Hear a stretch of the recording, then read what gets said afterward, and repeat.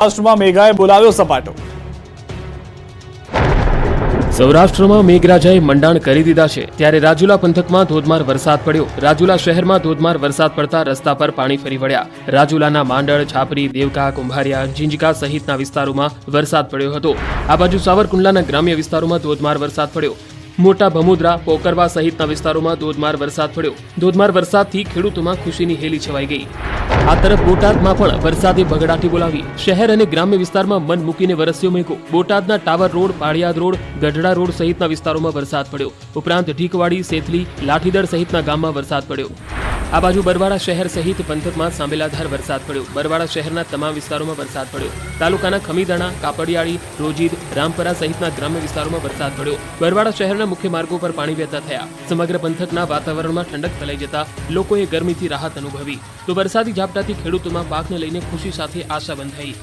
આ બાજુ બોટાદ શહેરમાં સવારથી સાંબેલાધાર વરસાદ પડતા શહેરના ઢાકણિયાળી રોડ પર આવેલ તુલસીનગર 2 વિસ્તારમાં પાણી ભરાઈ જતા નદી જેવી સ્થિતિ સર્જાઈ। વિસ્તારના રહીશો હેરાન પરેશાન થયા। આ વિસ્તારમાં છેલ્લા 4 વર્ષથી વરસાદી પાણીના નિકાલની સમસ્યા છે અને રહીશો રજૂઆત કરીને થાકી ગયા છે। ત્યારે હાલ વરસાદી પાણી ભરાતા રહીશો ચાલુ વરસાદી પાણીના નિકાલ માટે મહેનત કરી રહ્યા છે તો વર્ષો જૂની સમસ્યા હલ કરવા રહીશો માંગ કરી રહ્યા છે। ભાવનગર શહેર અને જિલ્લામાં પણ વરસાદે દબદબાટી બોલાવી। ભાવનગર શહેર સહિત જિલ્લાના વાતાવરણમાં પલટો આવ્યો। દક્ષિણ ગુજરાતમાં પણ મેઘાએ કરી દેવાવાળી રોડ પર પાણી થયા વહેતા। ઉત્તર ગુજરાતમાં હવે મેઘરાજાએ મંડાણ કરી દીધા છે। નદીઓ ગાંડીતુર બની ગઈ છે ત્યારે બનાસકાંઠાના ઉપરવાસમાં સારા વરસાદના પગલે નદીઓમાં નવા નીર આવ્યા। જિલ્લાની જીવાદોરી સમાન બનાસ નદી વહેતી થઈ। રાજસ્થાનમાંથી નીકળતી બનાસ નદીમાં નવા નીર આવતા ખેડૂતોમાં ખુશી જોવા મળી। આ બાજુ ભાવનગર જિલ્લામાં જળબંબાકારની સ્થિતિનું નિર્માણ થયું। સવારથી જિલ્લાના અનેક તાલુકાઓમાં મેઘરાજાએ ધમાકેદાર એન્ટ્રી કરી અને બેટિંગ કરતા જોવા મળ્યા। જિલ્લાના કાર્યધાર, તળાજા, પાલીતાણા, સિહોર સહિત પંથકમાં વરસાદી માહોલ છે। જિલ્લામાં મોટાભાગના તાલુકા, ગ્રામ્ય વિસ્તારમાં વરસાદની એન્ટ્રીથી ખેડૂતો સહિત લોકોમાં હર્ષની હેલી થઈ। આ બાજુ ભાવનગર જિલ્લામાં સિહોર તેમજ પંથકમાં વરસાદી માહોલ જામ્યો। સિહોર તાલુકાના ટાણા, વરલ, કનાળ, કાજાબદર ગામે વરસાદ થયો। સોનગઢ, પીપરલા, અમરગઢ, આંબલા, સણસોરામાં પણ વરસાદ પડ્યો। વરસાદ થતાં ખેડૂતોમાં ખુશીનો માહોલ જોવા મળ્યો। વરસાદ થતાં પિયત પાણીનો પણ પ્રશ્ન હલ થશે। આ બાજુ સુરતના ગ્રામ્ય વિસ્તારમાં પણ વરસાદે સપાટો બોલાવ્યો। બારડોલીમાં અનેક જગ્યાએ ભરાયા વરસાદી પાણી। આશાપુરી માતાના મંદિર નજીક ભરાયા પાણી। રસ્તા પર પાણી ભરાતા વાહન ચાલકોને હાલાકી થઈ। મુદિત પેલેસ સહિતના વિસ્તારોમાં ભરાયા પાણી। ધોધમાર વરસાદના પગલે વીજ પુરવઠો ખોરવાયો। બારડોલીના મુદિત પેલેસ સહિતના વિસ્તારોમાં વરસાદ પડ્યો। ધોધમાર વરસાદને કારણે રોડ પર પાણી ભરાઈ ગયા હતા। નવસારી શહેરમાં વરસાદે જમાવટ કરી। ગણતરીની મિનિટોમાં 1 ઇંચથી વધુ વરસાદ પડ્યો। લુન્સીકુઈ, ઇટાળવા, તિદરા, કબીલપોર, જમાલપુર વિસ્તારમાં ધોધમાર વરસાદ થયો। નવસારીના 3 તાલુકામાં 1 ઇંચથી વધુ વરસાદ પડ્યો। ધોધમાર વરસાદ પડતા રોડ પર પાણી વહેતા થયા। આ બાજુ ભરૂચમાં મેઘરાજાએ ભૂક્કા બોલાવ્યા। સાંબેલાધાર વરસાદ પડ્યો તો તાપીના વ્યારા, વાલોડ, બાજીપુરા સહિતના વિસ્તારોમાં વરસાદ પડ્યો। ભારે ગરમી અને ઉકળાટ બાદ વરસાદ શરૂ થતાં ઠંડક પ્રસરી। મેઘો જે મચાવ્યો તાંડવ, આ વખતે અમદાવાદનો કાઢશે વારો। હવે ગુજરાતમાં મેઘ તાંડવ થશે। 1 જુલાઈએ વરસાદ ભૂક્કા બોલાવશે। નદીઓ થશે ગાંડીતુર, ડેમો છલકાશે। ગુજરાતમાં મેઘરાજાએ જમાવટ શરૂ કરી દીધી છે। મોટાભાગના વિસ્તારમાં જળબંબાકારની સ્થિતિનું નિર્માણ થઈ ગયું છે ત્યારે હવે જુલાઈમાં પણ વરસાદ જમાવટ કરતો રહેશે। જુલાઈમાં મેઘો વધુ આક્રમક બનશે। ભૂક્કા કાઢી નાખે એવા વરસાદની આગાહી અંબાલાલ પટેલે કરી છે। હવામાન નિષ્ણાંત અંબાલાલ પટેલના કહેવા પ્રમાણે હવે ગુજરાતમાં વરસાદ ભૂક્કા બોલાવશે। 30 જૂને અને 1 જુલાઈએ વરસાદ ભૂક્કા બોલાવશે। અરબી સમુદ્રમાં વરસાદી સિસ્ટમ સક્રિય થઈ છે। 2 સિસ્ટમ સક્રિય થતાં ભારે વરસાદની શક્યતા છે। મધ્ય ગુજરાત અને વડોદરા સહિત વરસાદ પડશે। અમદાવાદમાં મધ્યમથી ભારે વરસાદની આગાહી છે। ઉત્તર ગુજરાતમાં પણ ભારે વરસાદ થઈ શકે છે। 5 થી 12 જુલાઈ અનરાધાર વરસાદની આગાહી છે। નદીઓમાં ભયંકર પૂરની સ્થિતિ સર્જાઈ શકે। દક્ષિણ ગુજરાતમાં ભારે વરસાદ થઈ શકે। જુલાઈ ઓગસ્ટ માસમાં નર્મદા 2 કાંઠે થશે। સાબરમતી નદીમાં પણ ભારે પૂર આવે તેવી શક્યતા છે। કેટલીક નદીઓમાં ભયંકર પૂરની સ્થિતિ સર્જાઈ શકે। દક્ષિણ ગુજરાતમાં વરસાદનો જોવા મળ્યો તોફાની મિજાજ। ભુજમાં તણાઈ ભેંસો। કચ્છમાં ભારે મેઘ ખાંગા થતા નદીઓ ગાંડીતુર બની ગઈ છે। અનેક નદીઓ 2 કાંઠે વહી રહી છે।